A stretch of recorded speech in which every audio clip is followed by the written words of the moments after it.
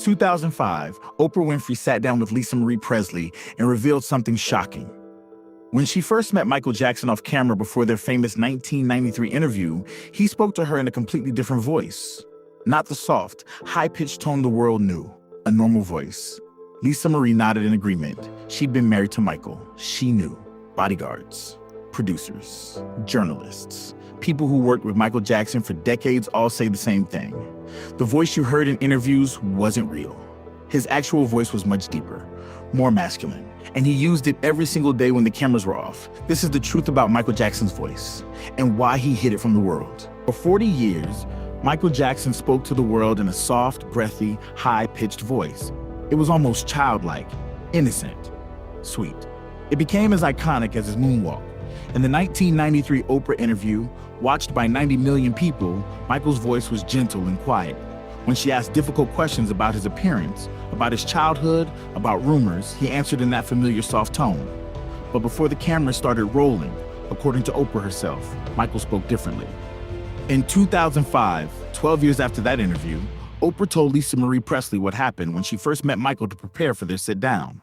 "When I first met him," Oprah said, "he talked to me in a normal voice." Lisa Marie nodded.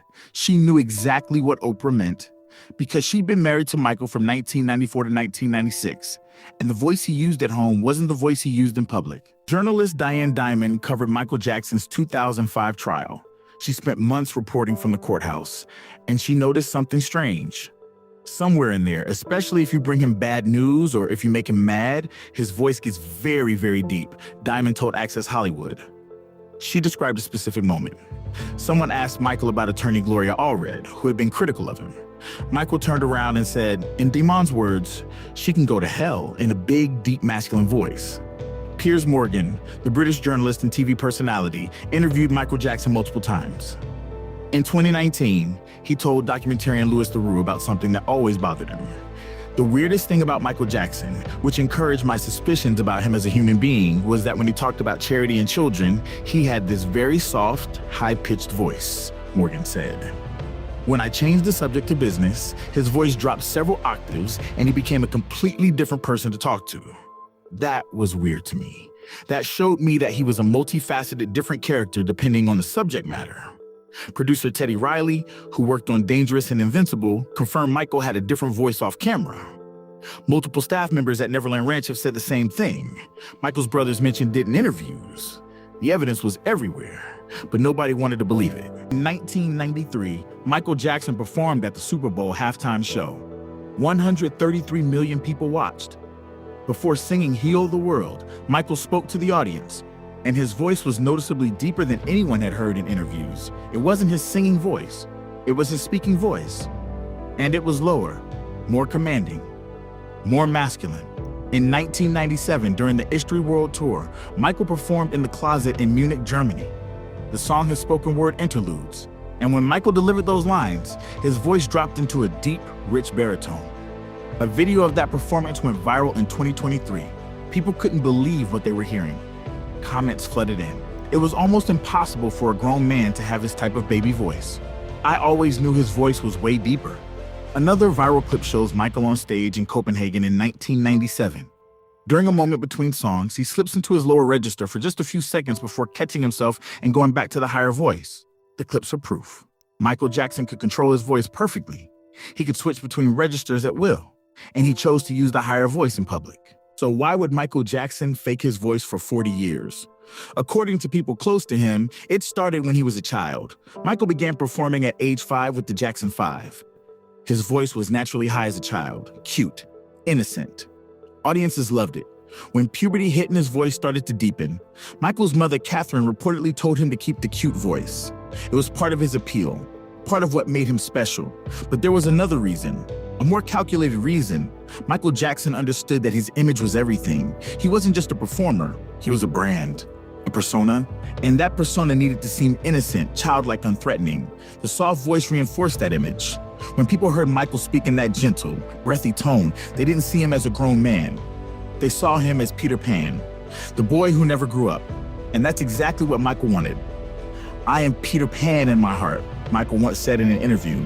The voice was part of the costume, just like the sequin glove, the fedora, the military jackets. It was a deliberate choice to create a character the world would never forget. But maintaining that voice for decades came at a cost. Michael Jackson's autopsy in 2009 revealed something important. His vocal cords were completely normal, adult male vocal cords. There was no physical reason he spoke in a high voice. Seth Riggs, Michael's longtime vocal coach, confirmed that Michael could speak in a full baritone. He had complete control over his voice. The high-speaking voice was a choice, but that choice created problems. When Michael spoke in his real voice, people were shocked. They accused him of being fake, of lying, of manipulating them. The voice that was supposed to make him seem innocent ended up making people suspicious. Diane Diamond's comment about Michael's voice changing when discussing business made him sound calculating, manipulative, like he was playing a character and occasionally forgetting his lines. Piers Morgan called it weird. He said it made Michael seem like a multifaceted, different character. Not a person, a character.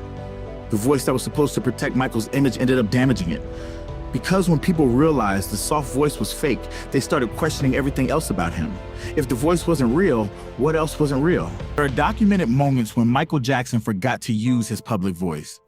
During the 1993 Oprah interview, right before the camera started rolling, he spoke in his normal voice. Oprah remembered it 12 years later, during rehearsals for this. Is it in 2009, dancers and crew members reported hearing Michael speak in a deeper voice when he was frustrated or giving direction. Then, when cameras appeared, the soft voice returned. Phone recordings that surfaced after his death show Michael speaking in varying tones depending on who he's talking to and what he's discussing. The evidence is overwhelming. Michael Jackson had a natural speaking voice that was significantly deeper than what the public heard, and he consciously chose to use a different voice for public appearances. But here's what nobody talks about. That choice wasn't dishonest. It was performance art. Michael Jackson was a performer. Everything about him was performance. His dancing, his singing, his fashion, his home, his persona. All of it was carefully crafted to create magic. The voice was part of that magic. When you watch Michael Jackson in an interview, you weren't watching Michael Joseph Jackson from Gary, Indiana. You were watching a character he created. A character who lived in Neverland Ranch, who spoke softly, who seemed otherworldly and mysterious. The real Michael, according to people who knew him privately, was different.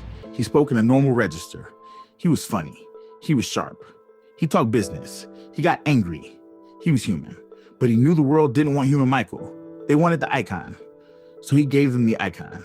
Voice coach Seth Riggs said Michael had complete control over his vocal instrument. He could speak in baritone, tenor, or his signature soft tone. He chose the soft tone because it fit the image. Oprah Winfrey said he spoke normally off camera. Lisa Marie Presley confirmed it. Diane Diamond heard it. Piers Morgan noticed it. Producers documented it.